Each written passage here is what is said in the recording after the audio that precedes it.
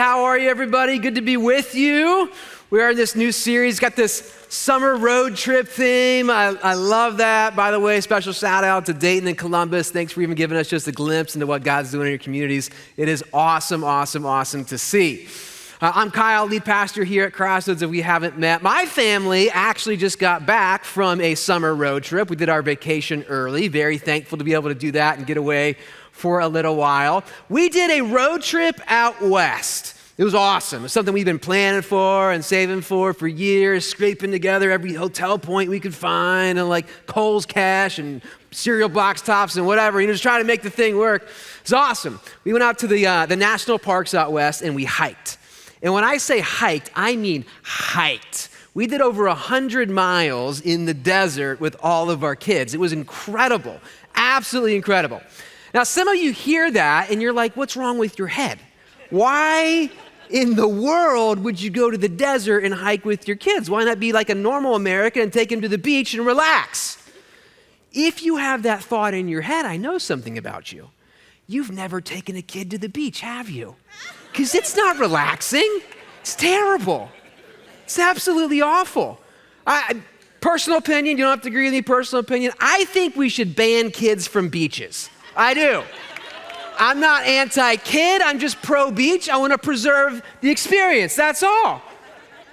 Before we had kids, Sarah and I would go to the beach. It was awesome. We'd pack a cooler for the day. We'd bring our Kindles. We'd take a nap on the beach, go for a nice, relaxing walk, just the two of us, float in the waves. It was spectacular.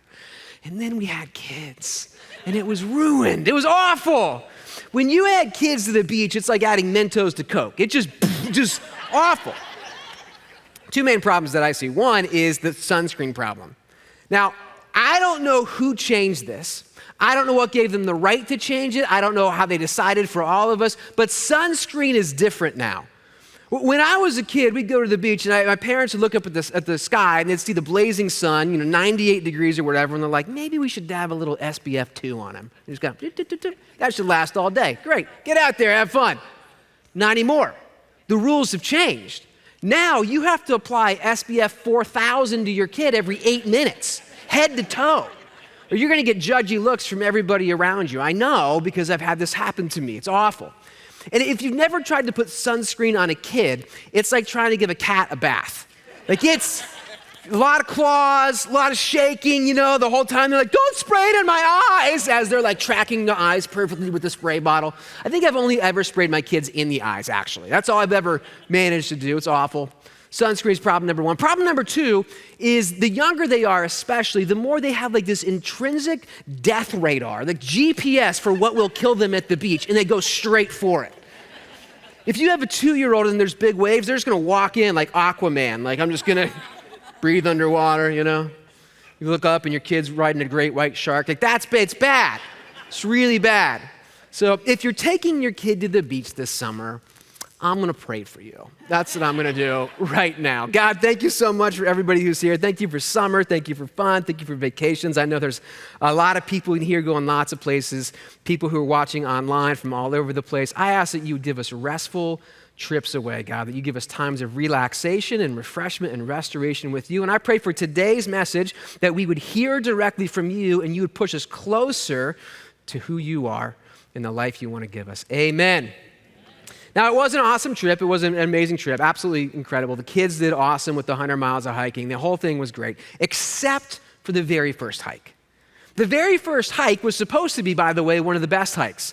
It's called Devil's Bridge Hike. It's outside of Sedona, Arizona. It's the number 3 rated hike in all of America. If you use the All Trails app, any All Trails fans out there, awesome. Number 3 hike. So I was looking forward to it. It's like, it's gonna be fantastic. And so we set up on this hike. It's 100 degrees in the desert. The sun is blazing. It's 2 p.m. You have to climb a mountain to get to Devil's Bridge. Everyone is struggling. It's sweating. It's just awful, awful, awful, awful, awful. This hike is the worst hike I think I've ever done in my entire life. Bad. But I'm a millennial, and so I wanted pictures of my kids smiling, and I forced them to do this through yelling and threatening them. And so this is the picture of them. It's total lies. All the smiles are fake. It's literally because I was like, yeah, or smile. I just need a picture. Just did this. It's absolutely awful. I bring this up because I want you to not go to Devil's Bridge. Avoid it. If you find yourself in the desert out west and someone says, Devil's Bridge is that way, do not go there. It's awful. This actually applies to our message, by the way. See, this message is about marriage. It's not just for married people, although for sure it is. It's for anybody who someday hopes to be married. Maybe right now you're in high school, but you have a dream of getting married. In college, you have a dream of getting married, or you're a single, you hope to. Awesome, this message is for you too. Or maybe you're somebody who doesn't plan on getting married in your life, but you have friends who are married and you want to be able to support them. This message will give you, I think, the key that you need to be able to support them well. Truth is, every person who ever has been or ever will be married will find themselves in a desert in their marriage. It will be hot. It will be dry. You will be tired. You will be exhausted. You will want to quit. And out of the corner of your eye, you're going to see over that way a Devil's Bridge, a way out of the marriage. And you're going to see people who say, this is amazing. It's incredible. You should take it. But friends, I'm here to tell you, do not take the way out. Now, I use that term intentionally, by the way, Devil's Bridge. That might sound extreme to you.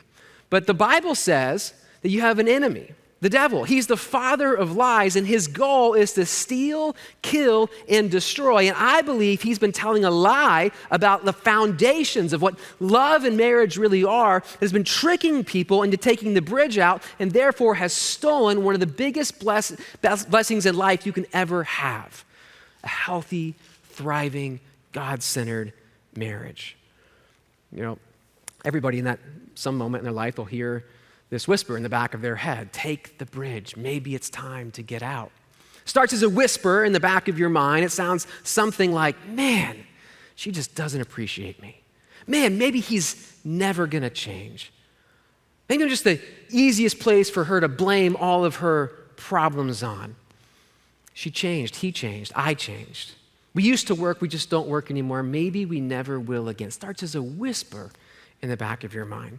I don't know where you are right now in your life. Maybe you're hiking in the desert of a dry, hot marriage right now, or maybe you're just, for the first time this morning, heard that whisper in the back of your mind. I don't know, but no matter where you are today, I honestly have good news for you. I believe a thriving, life-giving marriage is possible for you. And I'm gonna tell you how I believe God says you can have it. First, I do want to address two unique audiences up front. One is if you are in an abusive relationship right now, please do not interpret this message as me or God or the Bible saying you need to stay. No, you need to get to safety. That's number one. That's the most important thing. And number two, if you're here, if you're watching, if you're listening online and you're divorced, please do not hear condemnation in this message. That is not my heart. That is not my goal. That's not the message I think God would have for you. I know that divorce is painful and complicated. I know friends this year who fought for their marriage, who stayed in, who tried to be faithful, who wanted it to work and the other one didn't, and therefore it broke apart. I know it's painful. I'm not here to condemn you for that. I'm here to give you grace and offer you grace. What I hope happens for you today is that your trust, your belief in the institution, the idea of marriage not only gets restored, but that maybe there's a spark in you that hopes for it again in a new way maybe you thought was just impossible for you. I do have to be upfront, though, about what a great marriage costs, because it costs everything. Literally everything that you have, everything that you are. But you know, there's a better question than what does it cost? It's what is it worth? It's not my idea. That comes from Jesus. He said this in Matthew 13:44. He says, the kingdom of heaven is like treasure hidden in a field. When a man found it, he hid it again, and then in his joy went and sold all he had and bought the field. Why would the man do that? Because he's smart enough not to just ask, what does it cost? He said, what is it worth? And it's worth everything. So what's a great marriage worth? I believe it is worth more than everything you have. No other human-to-human relationship can match what marriage has to offer in terms of unity and safety and protection and joy and commitment and partnership. There are other great relationships. There are amazing things. But the Bible says that when you're married, two people literally become one. There's something amazing and special that happens, something sacred, something mystical in marriage. Nothing else is like it. Now, how do you get that kind of connection? How do you get there? Well, according to God, it all comes down to the match. which sounds a lot like modern dating, by the way, especially online dating, right? It's all about the match in online dating. That's what all the apps, all the websites, all they promise. They just give you the right match. And so what we do is we go on the apps and we go on the websites and we go on the dates and we try to just find out whether we match. And there's no formula exactly, but the idea is if you find enough matches, you find the right partner, right? So stuff like, hey, do you like sushi? Oh, I do like sushi. Oh, that's fantastic. How many kids do you want? 2.5? Me too. Awesome. Perfect. It's great. And eventually you get enough matches and you get engaged and then you get married. Sarah and I's story starts this way, very much so. We were 24 when we started dating, or I was 23 when we started dating. And right off the bat, I saw some positive signs in her. 3 things that matched that I was just pumped about. She liked sports, dark beer, and steak. And when I was that age, that was like the holy trinity of stuff that mattered to me. So I was like, awesome, let's start dating.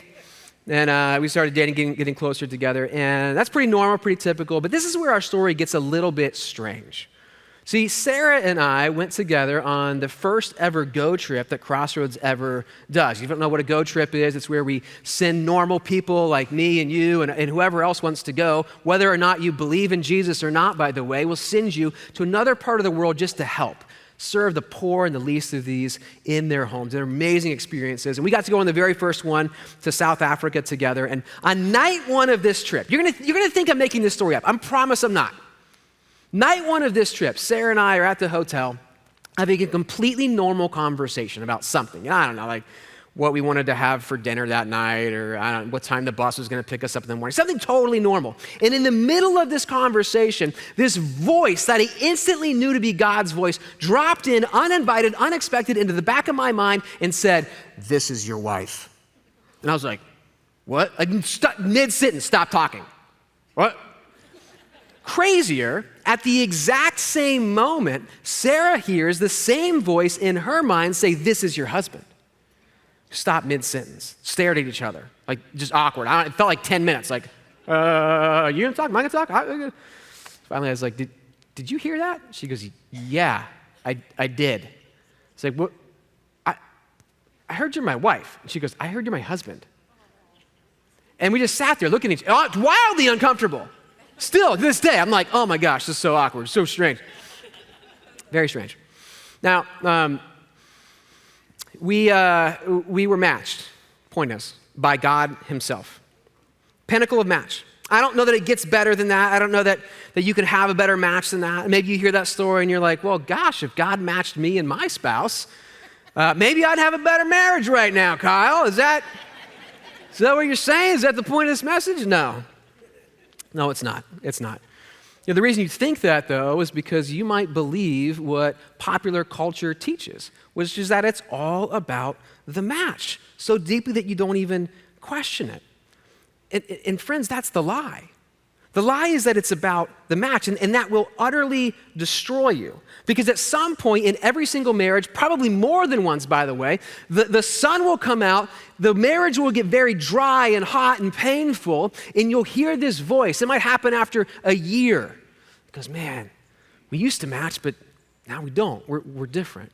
After 3 years, after 7 years, 10 years, when the kids move out and you're empty nesters. Before we had kids, we really fit, but now that the kids are gone, we kind of discovered that we're not really a match anymore. That's the lie that destroys marriages.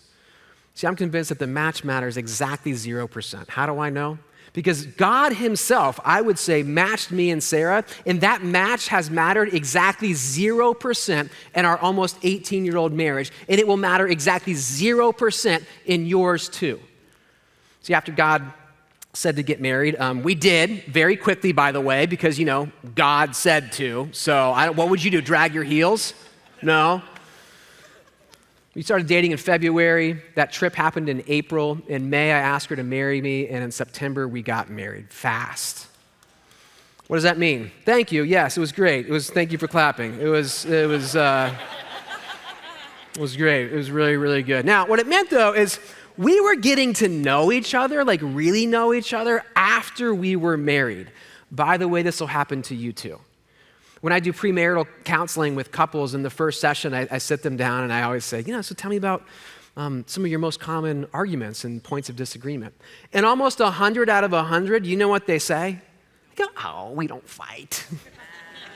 We just love each other. There's no arguments. And I go, oh, that's because you're lying to each other right now. This is a job interview. That's what engagement is and dating is. And then you get married and you've got the job and the real you comes out.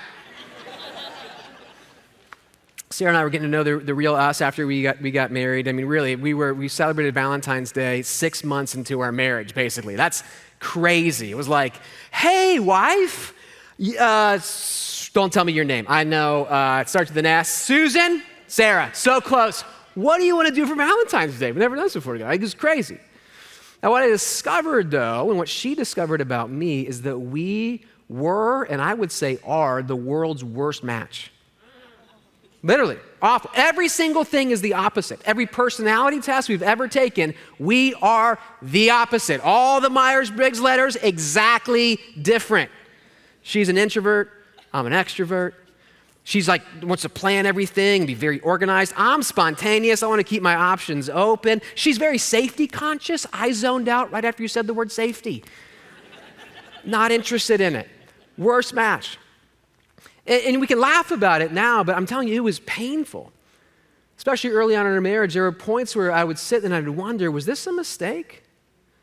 Did I hear that voice right? And I know she thought the same exact thing. Was this a mistake? We don't match together. This is difficult. It's awful. And so I decided to do the only logical thing, which is to fix it. And by it, I mean her. I would just get her to match me, right? And so I worked at a church, and I kind of told her, yeah, God says that community is important. And I know you kind of label yourself an introvert or whatever, but maybe that's spiritual immaturity, and you need to hang out with people the way I want to. That didn't go very well. Yeah. I feel like you guys know where the story's going. Bad. It was awful. Really, it almost killed our marriage. It was really bad. Just try to get each other to fit. And she did things to me. Maybe you could fit me. Maybe if you wanted to plan everything out, sit down every single Sunday night and go through hour by hour our entire week. I was like, that sounds awful. No, please don't do that. Almost killed us trying to become the perfect match for each other.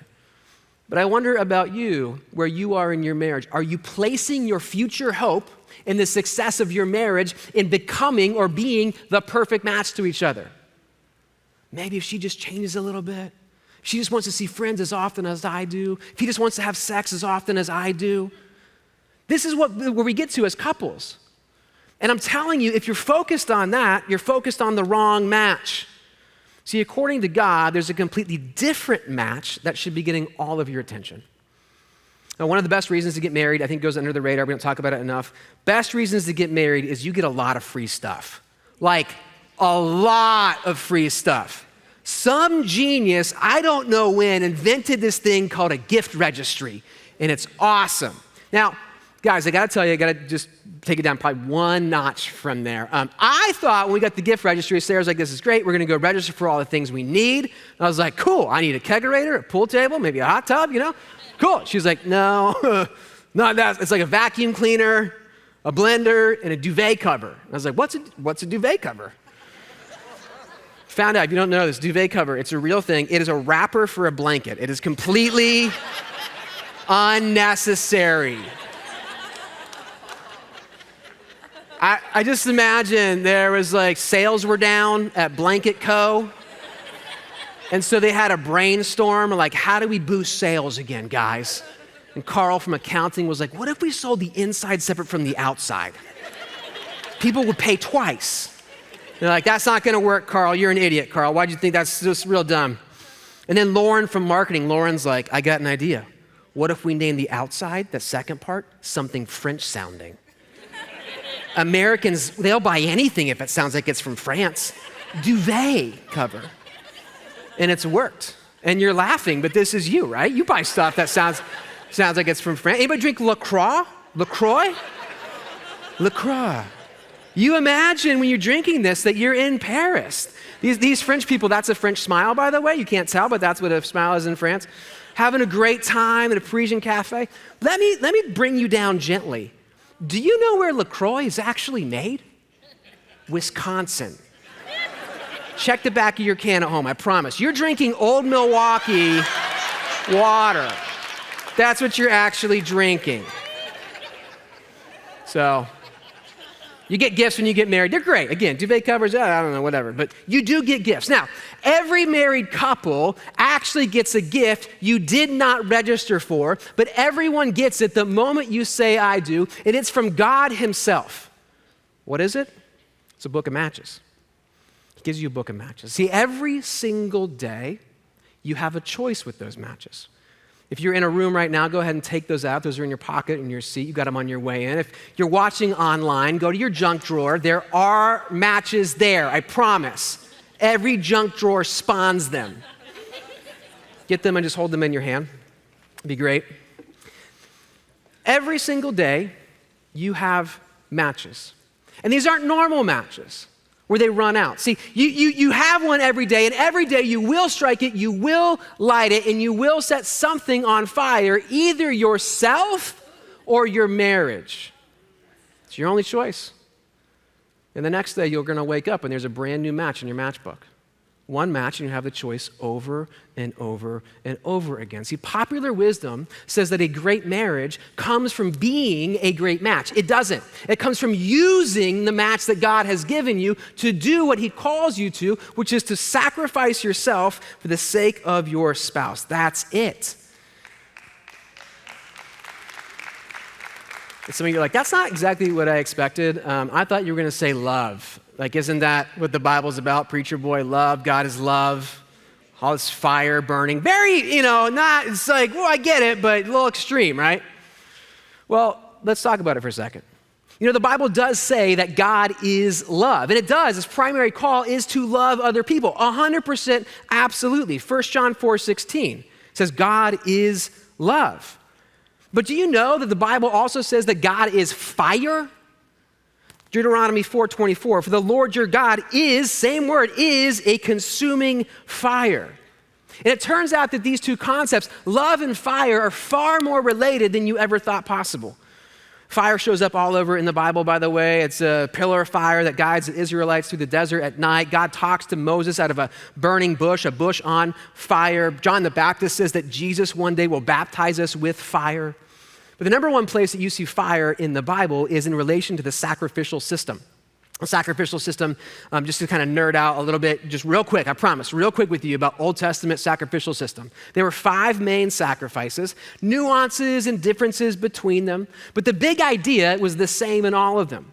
You would take something precious of your own, usually an animal, you'd put it on a pile of wood, and then you would set it on fire and watch it burn as an act of love and devotion to God. That's the sacrificial system. Now, maybe you've heard, now that Jesus has come, the sacrificial system is no longer, it has been done away with. And I would say that's not exactly true. What is true is that it has changed significantly. See, when God sent Jesus, he sent him as a sacrifice in place of one of the main sacrifices, the sin offering sacrifice. He put himself on a cross, climbed up on a pile of wood, and let himself walk through the fires of death for you. God radically changes it with Jesus. Rather than be the God who says, I want you to sacrifice for me to prove your devotion to me, God says, actually, let me set you an example. I'm going to sacrifice for you to prove my devotion to you.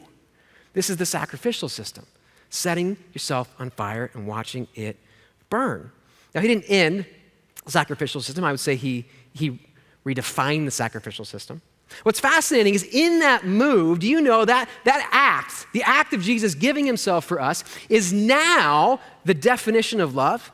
It says this in John 3:16. This is how we know what love is. In other words, this is how we know the definition is. Jesus Christ laid down his life for us, and we ought to lay down our lives for our brothers and sisters. See, love is sacrifice. And sacrifice is quite literally taking something precious of yours, your time, Taking something precious of yours, your preference on your family calendar. Taking something precious of yours, the job that tears you away from your family. Taking something precious of yours, your bank account that's separate from hers. Taking something precious of yours, your phone that you retreat to at night instead of talking to her. Or that drinking habit that she's asked you to stop again and again. Taking something precious of yours and putting it on the altar and lighting it on fire for the sake of someone else. That is what love is. And if you want a happy, successful marriage, that's what you have to do. Now, popular wisdom, again, says that's not what love is. Love is the feeling of happiness that I have when I'm around you. People talk about love fading, right? Oh, our love just kind of faded away. What do they mean by that? Well, they mean that we used to be happy when we were together, but the happiness faded, and therefore love must have faded. Why? Well, because happiness was the foundation of that kind of love. But that kind of love isn't what the Bible talks about. 1 Corinthians 13:8 says love never fails. If it doesn't fail, it doesn't fade. It doesn't change. Nothing can defeat it. Happiness going away can't defeat it. See, it's the opposite in God's love. Happiness is a result of love in God's economy.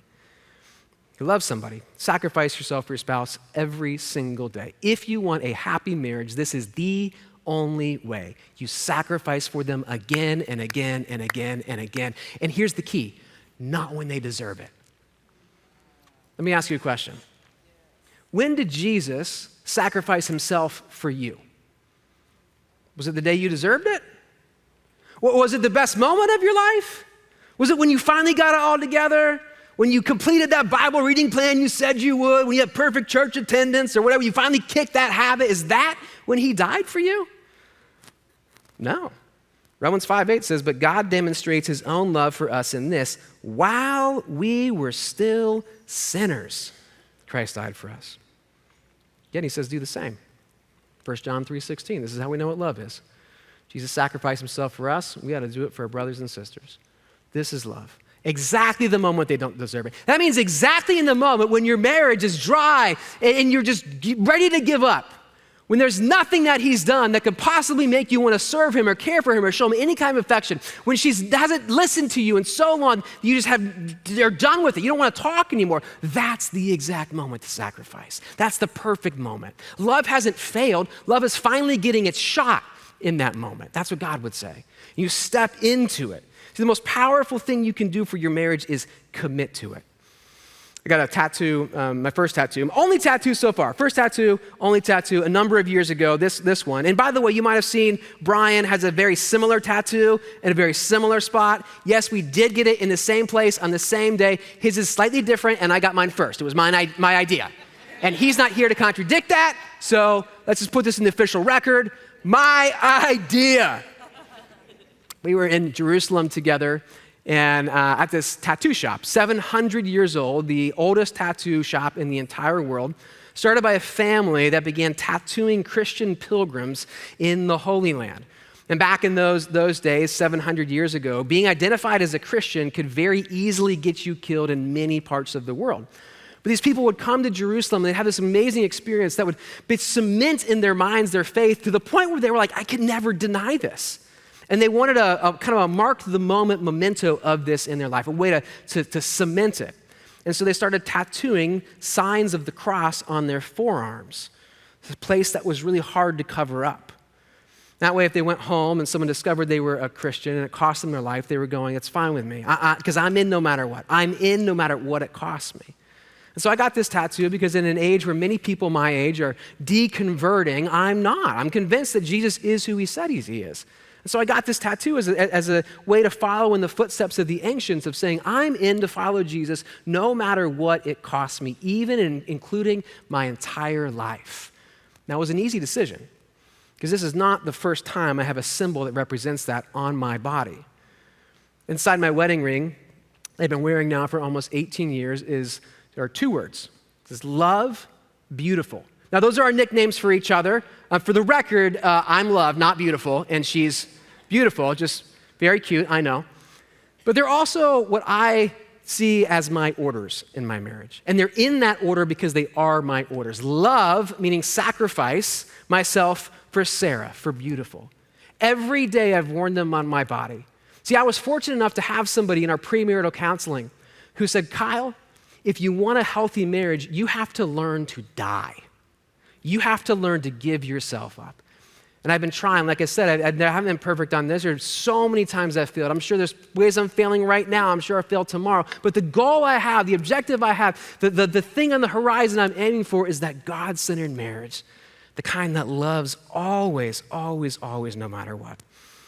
You know, in fact, the most powerful thing you can do is commit to your marriage. That's the absolute most powerful thing. Now, the Bible does say that all over the place, but I've given you lots of Bible and lots of God stuff. And so I know there's some people in here who we're all in on the Bible and we agree with it. And there's other of us who are just checking stuff out. If that's you, super glad you're with us. Hope you're getting a different and fresh perspective on what love is and what marriages is, pushing you hopefully in helpful ways.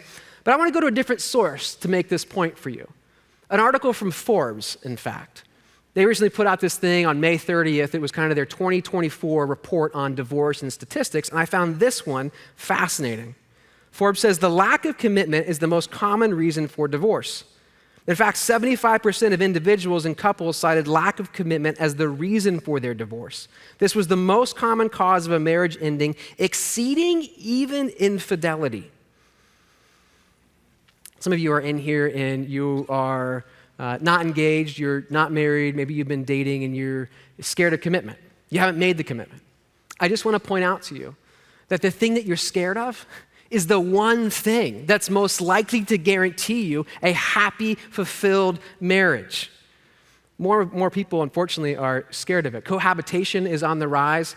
And if you looked at the stats recently, divorce is actually going down in America, and that looks good if you just look at that stat. However, marriage is going down faster, bad. More and more people are trying to think of cohabitation, and it makes some sense, some logical sense. Maybe we try this out, see if it's for us, and that would make us more able to succeed when we're married, right? No, actually.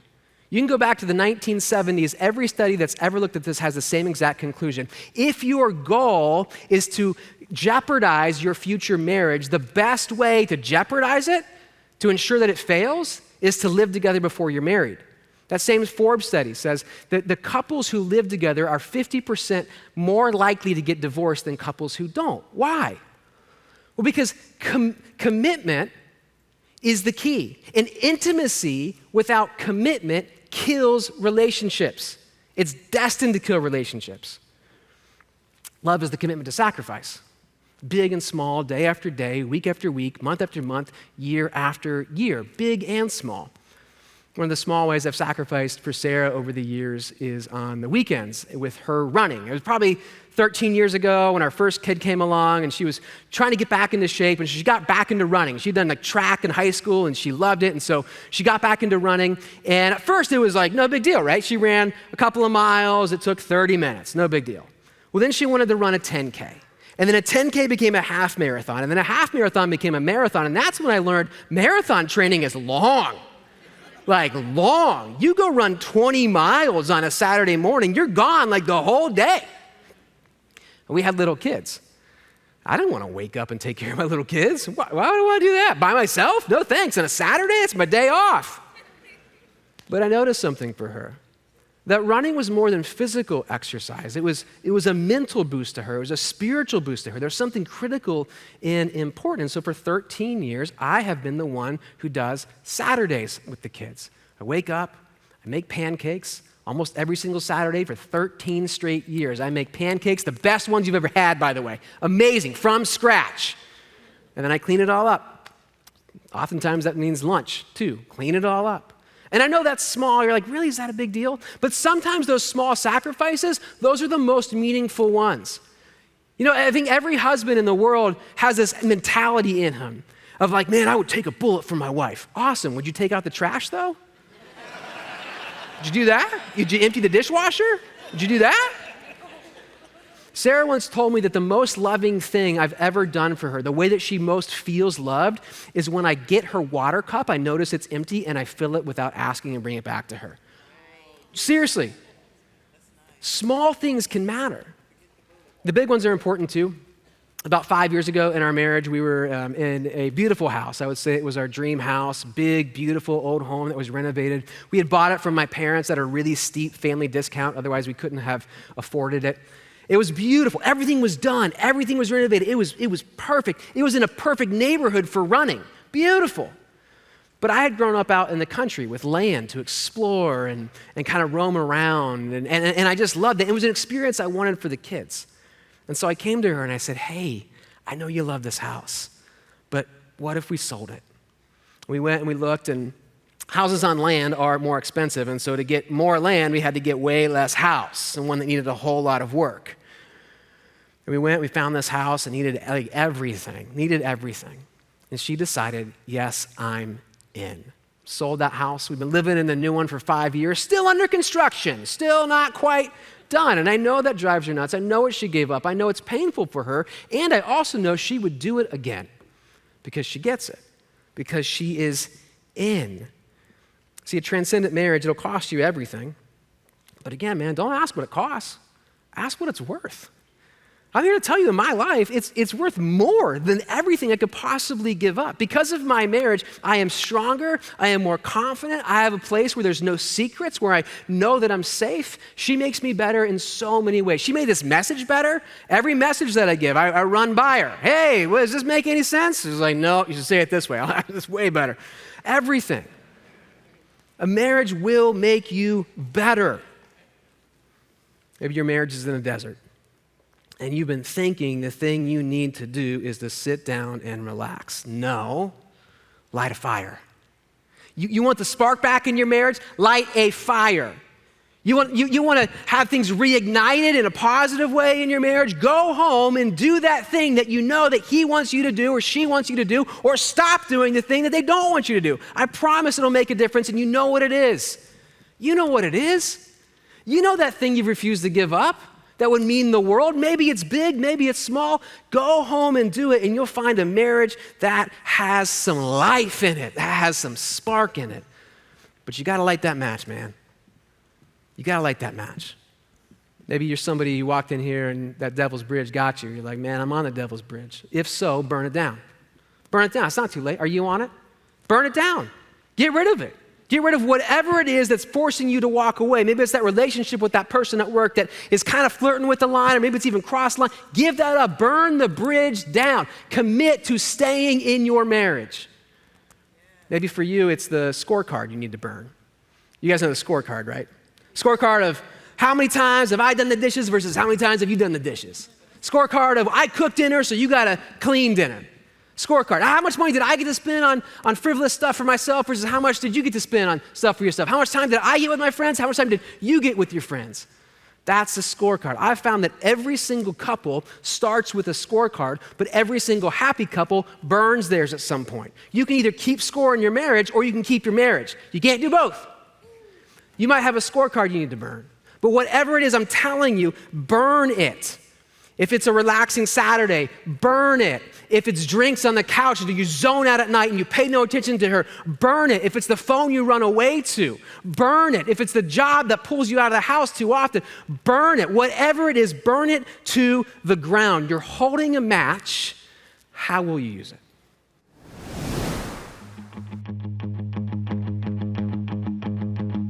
So here we find ourselves, arms deep in the wishing well, holding to love that's ours. Steady we kept our eyes clear from the exit sign, knowing that fear could feel like doubt.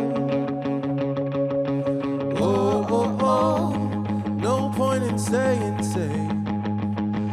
Oh, it just gets in the way. So let's burn the bridges down. Let's burn the bridges down. Light them up, no turning them around.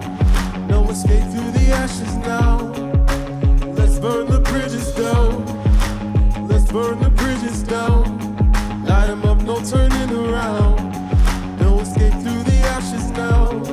Let's burn the bridges down. Let's burn the bridges down. Darling, we celebrate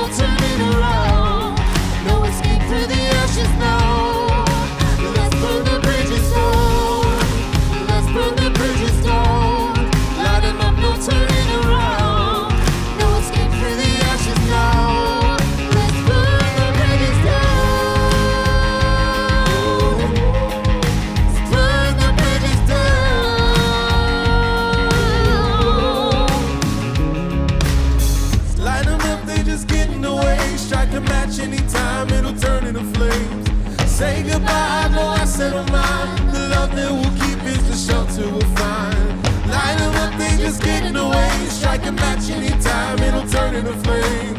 Say goodbye, I know I set them mine. The love that we keep is the shelter we'll find. Let's burn the bridges down. Let's burn the bridges down. Light 'em up, no turning around. No escape through the ashes now. Let's burn the bridges down. Let's burn the bridges down. Light 'em up, no turning around. Let's escape through the ashes now. Let's burn the bridges down. Burn the bridges down. Burn the bridges down. Burn the bridges down.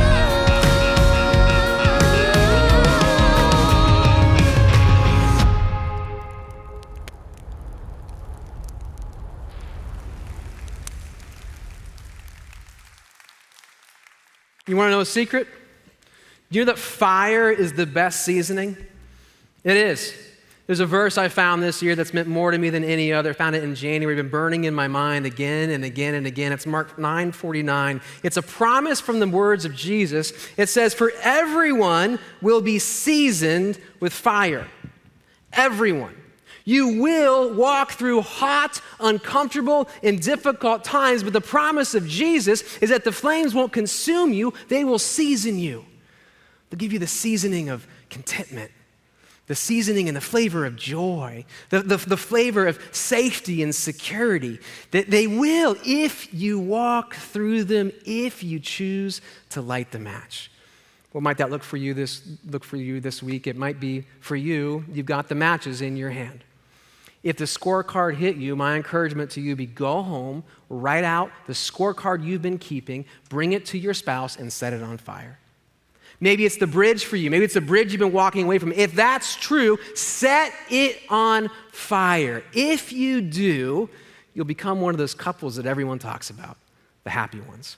Let me pray for you. God, thank you so much for your wisdom. Thank you so much for your truth that's unlike the world's truth. I ask that you would help us have the courage and the boldness to follow you no matter what it costs us. Amen.